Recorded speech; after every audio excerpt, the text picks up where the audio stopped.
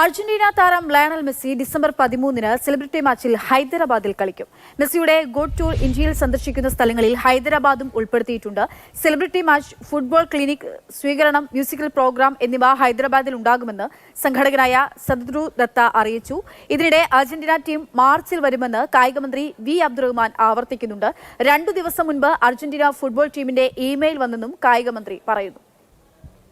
ശരിക്കും നവംബർ മാസത്തിൽ നമുക്കൊരു വിൻഡോയിൽ നമുക്ക് ആ കളി വന്നതാണ്. നമ്മൾ ഉദ്ദേശിച്ചത് കേരളത്തിലെ സ്പോർട്സ് എക്കോണമി നമ്മൾ കൊണ്ടുവന്നു.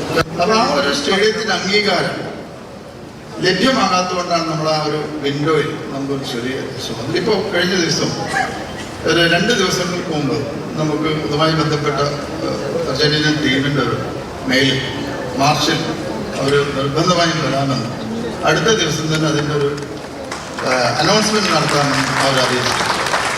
സത്യത്തിൽ ഇതിൽ നമ്മുടെ പൊതുസമൂഹവും കായിക പ്രേമികളും പ്രത്യേകിച്ച് ഫുട്ബോൾ പ്രേമികളൊക്കെ തന്നെ അറിയേണ്ടത് ഇത് രാഷ്ട്രീയമായിട്ടുള്ള ഒരു തർക്കത്തിനുള്ള വേദിയായിട്ടല്ല നിങ്ങൾ.